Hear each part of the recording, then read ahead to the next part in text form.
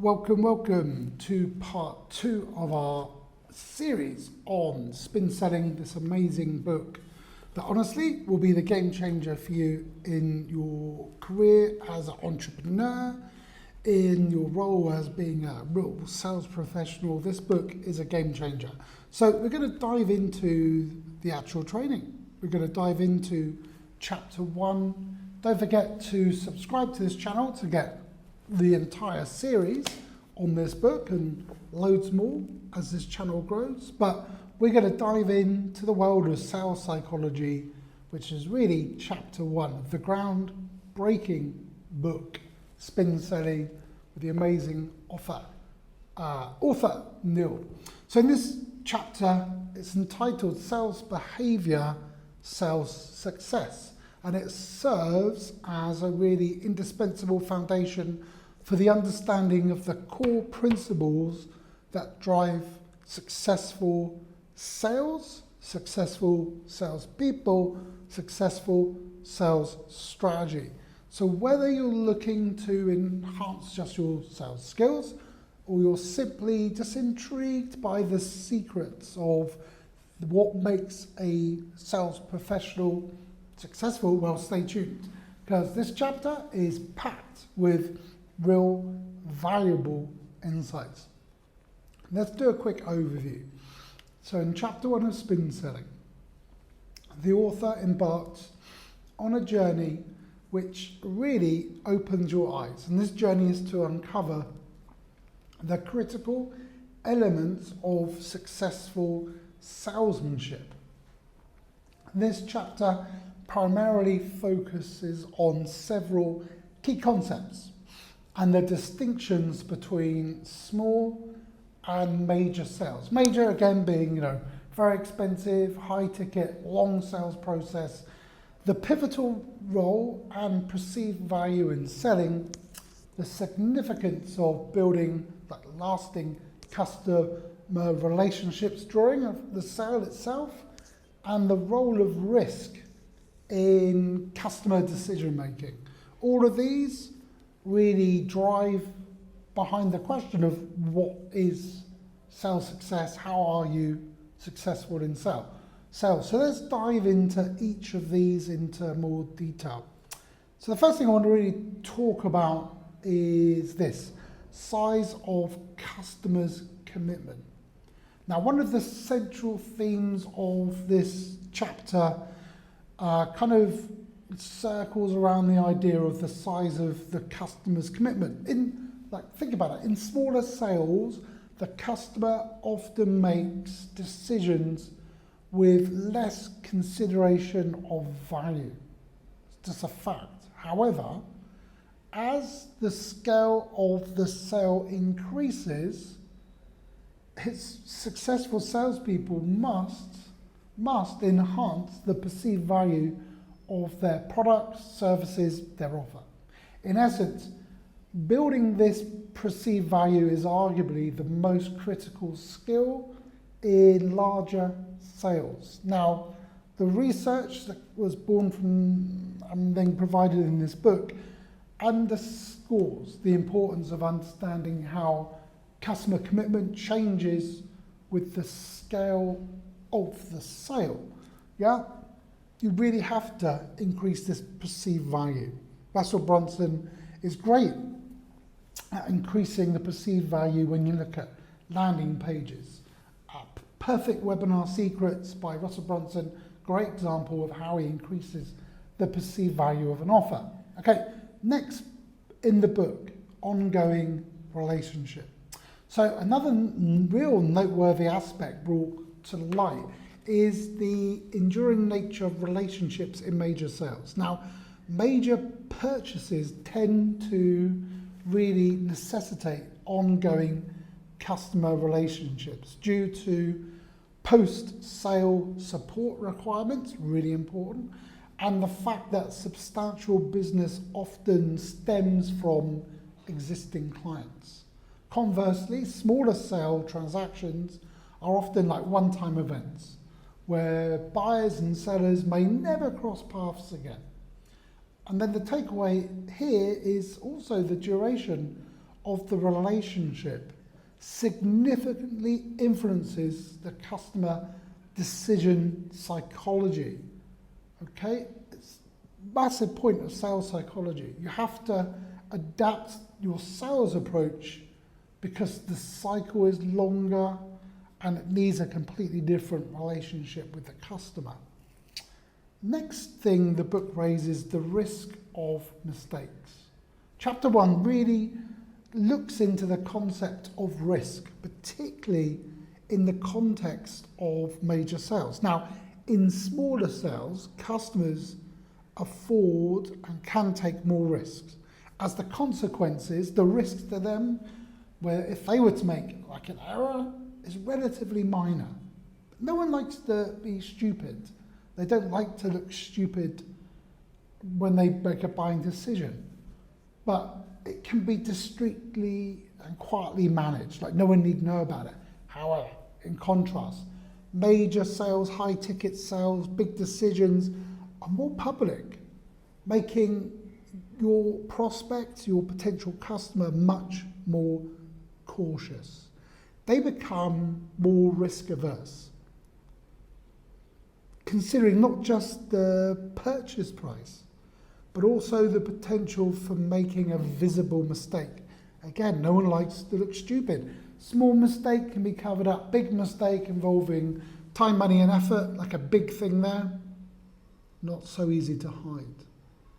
The insight, the takeaway is that risk is vital, and you have to understand risk when it comes to the customer behavior in larger sales, prospects behavior, the salesperson's behavior in larger sales.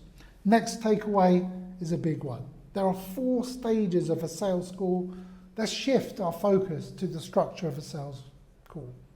A topic that is really covered in this chapter, but is important for the whole of the book. Now, the author in Spin Selling introduces a simple yet powerful 4-stage model for sales calls. They are preliminaries, investigating, demonstrating capability, and obtaining the commitment. Each stage plays a distinct role in the sales process, and grasping these stages really is essential for sales success. Now, big or small sales have that same process, and we're going to explore these strategies in detail in many videos, but I want to give you like a quick overview now. Preliminaries. Now, these are the warm-up events. These are the things you say, you do, the stuff that occurs, the events that occur before the serious selling begins. They include things such as the way you introduce yourself, how you conduct yourself, the way you look, and how you begin a sales conversation or just a conversation. Now, some people, many believe, including myself and other great salespeople like Jordan Belfort, the Wolf of Wall Street, believe the preliminaries are much more important than the words would lead to suggest. In fact, I have seen firsthand that if you don't get the first bit right, it's an uphill struggle. You're fighting against it. People want to do business with people who they like, who they relate to. And if they don't get that impression of you, it's an uphill struggle. So in the book, they say you have 2 minutes in the call where the customer forms critical impressions that will influence the whole of the sale. So I want you to think about, how important is this initial impact? So important. Many top sales trainers say the same. Jordan Belfort says you have just seconds, in fact, not 2 minutes. So how much does a first impression really count? Well, we're going to look at that in other videos. In fact, they go into deep depth in later chapters, and there's some research around how important preliminaries are. And they actually argue that there's less influence on the success than you first thought. But for me, it's so important. I agree with Jordan Belfort. So next up we have investigating. Now, almost every sale involves finding something out by asking questions. Like almost all. In fact, I would go to say, like, you just have to. Okay? Now, you may be uncovering like needs, pain points, dreams, desires, values, or just getting a better understanding of your customer and the organization, the company they work for, or their family, or whatever it may be. As we see, this is much more critical than just a simple collection of data. It's much more complicated, okay? But investigating is the most important skill of anything when it comes to sales, the art of asking expert questions. And it's particularly crucial when you're selling high ticket, larger sales. Now we're gonna helpfully look at some case studies which are in the book, in the appendix, and this will really show that the average person in a major account setting can increase their sales volume overall by more than, wait for it, 20%, by just improving their investigating skills. People say you don't have to be like a FBI agent, but you do. You need to be able to ask expert questions. You will fail in sales, especially with the high ticket stuff. Number 3, demonstrating capability. In most cases, you will need to demonstrate to your customers that you have something worthwhile to offer. Why would they buy it? Why? It has to be something worthwhile. And most of us in larger sales are selling solutions, end results to customers' problems. And by demonstrating in this stage, the capability stage of the sales meeting, the sales call, you have to show customers that you really have something that gives them their desired end result, their solution, that makes it worthwhile for them to engage in the sales process and actually purchase the thing. Helping them to really solve their pain points, their problems. Can you give end results? Sometimes you demonstrate capability by, a formal presentation. Sometimes you're actually showing the product in action. Sometimes you do this by the gift of the gab, by communication, by describing the potential benefits that your offer can provide. But however you do it, it doesn't matter on your methods, your techniques, your strategy.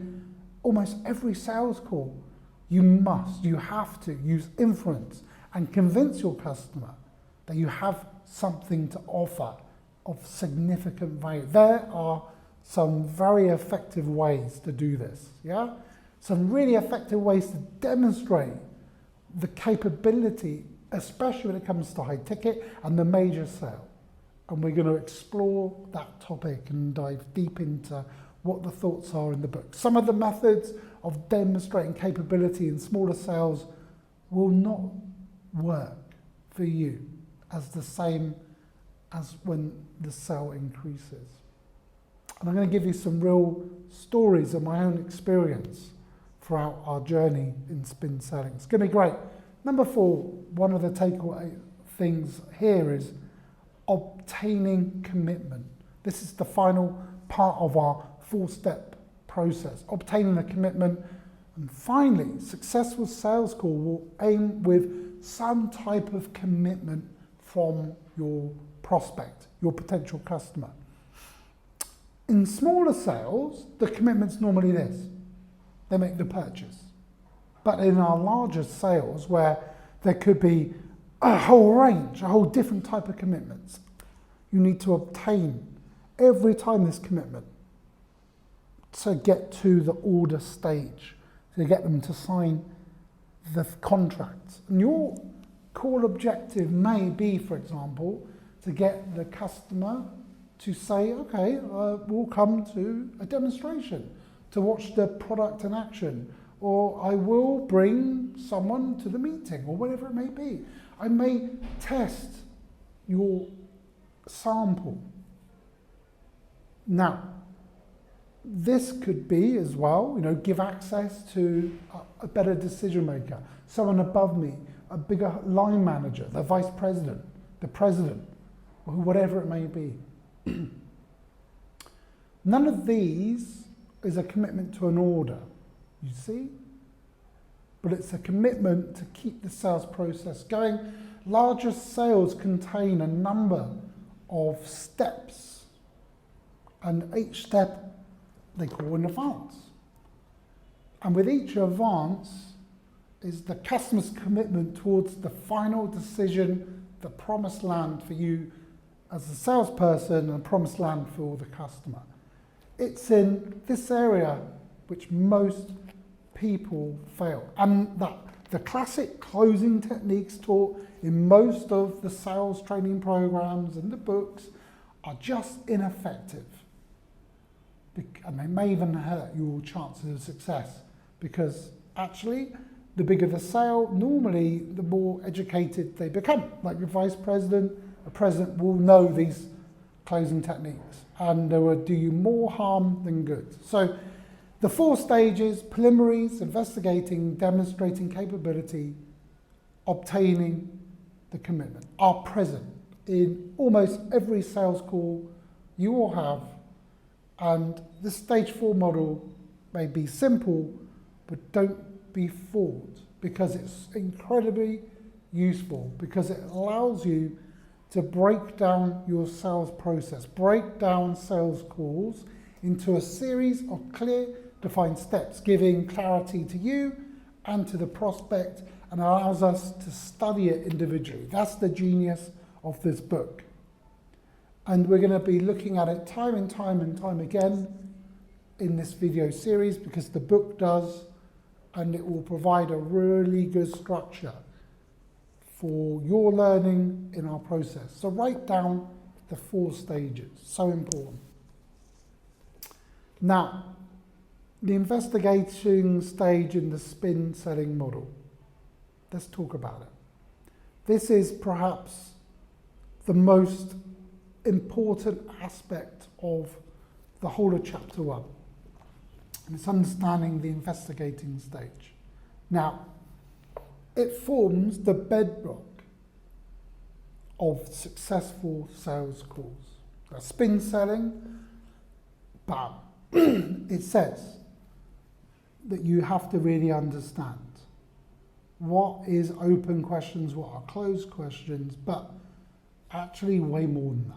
Because spin selling introduces the spin model, which is situation questions, problem questions, implication questions, and need payoff questions. That's what SPIN stands for: situation, problem, implication, need payoff question. This model will really empower you as entrepreneur, sales professional, whoever you are, to uncover customer needs. You can probe for problems and ultimately demonstrate the value of what you have to offer. You can show them the value of your solution. That's why spin selling is so important.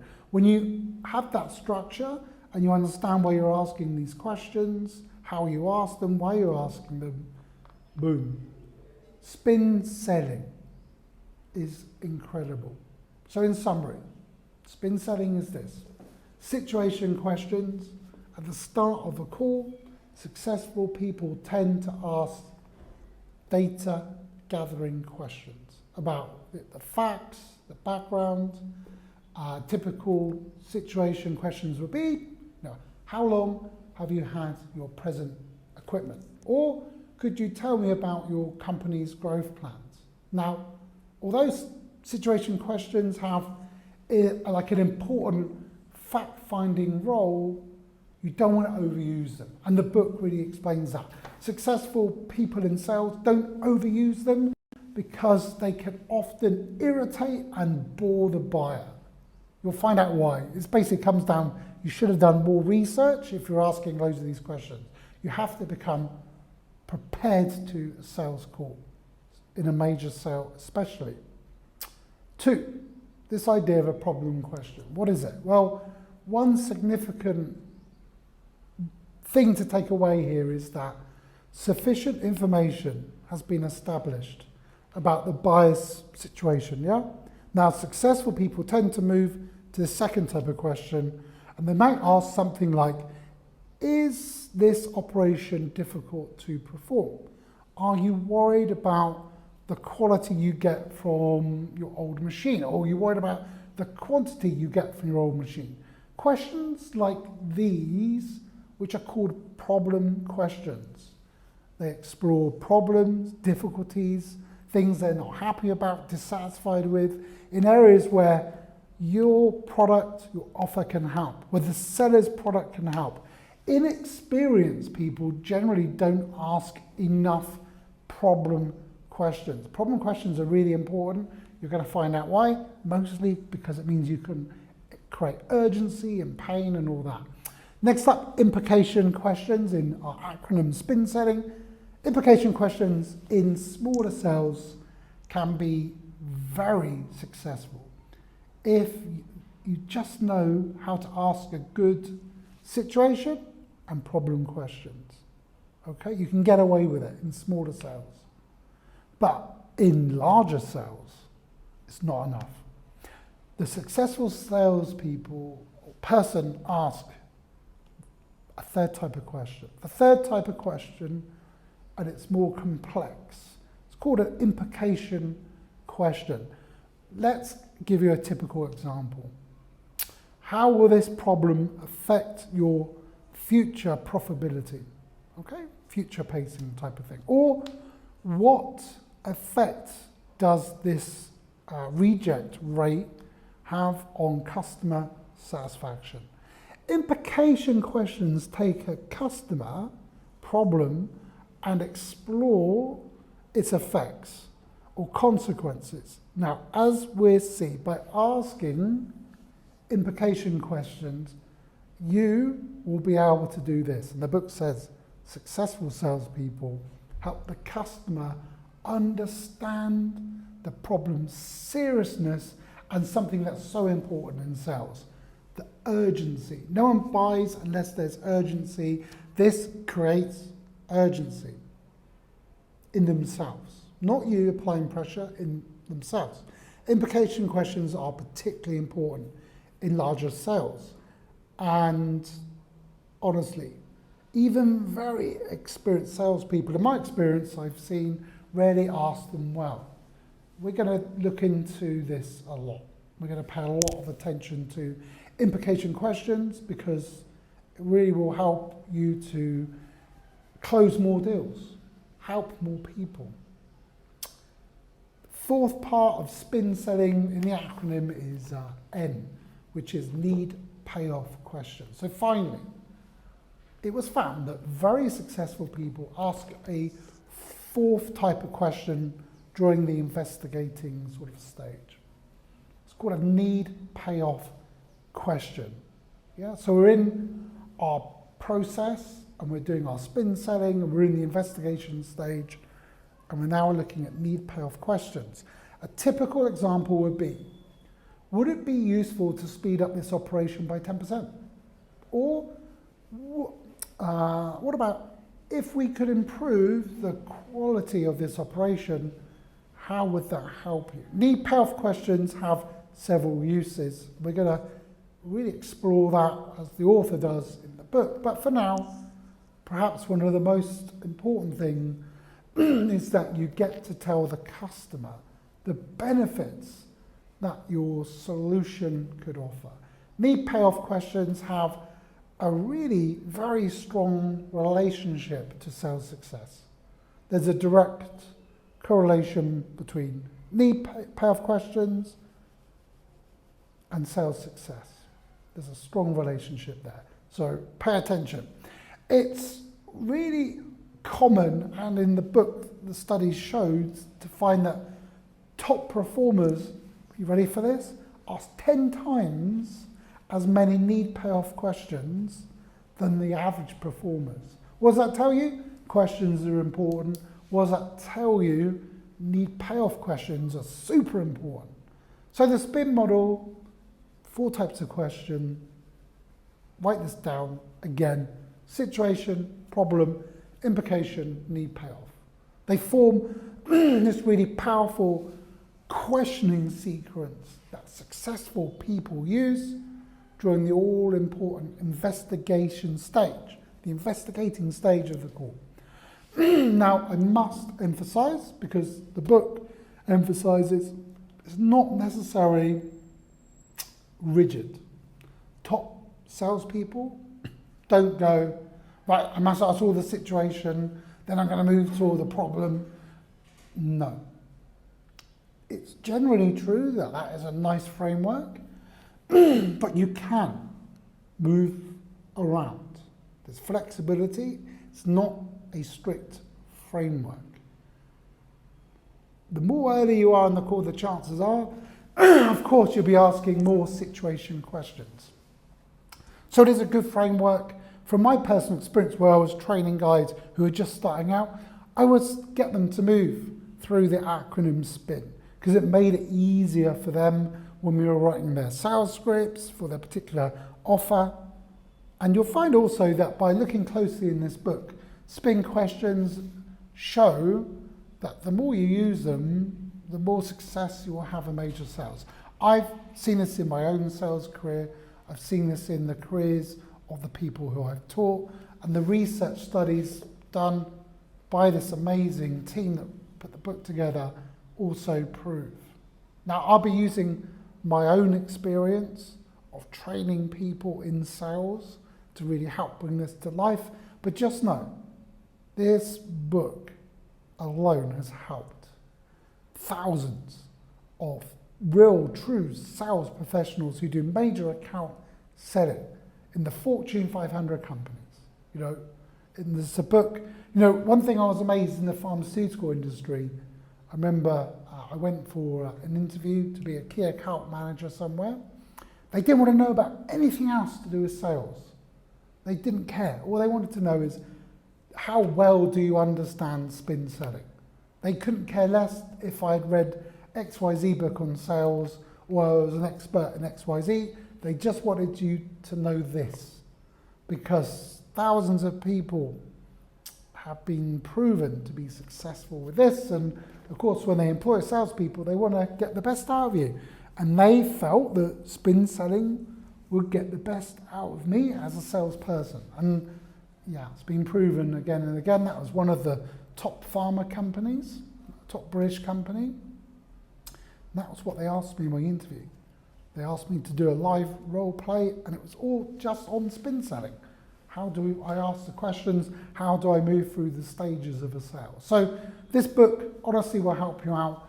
These video series are going to provide invaluable insights into sales behavior and all the factors that really influence sales success, especially in high ticket, especially in major sales, because understanding the dynamics of customer commitment is imperative for building this thing called perceived value.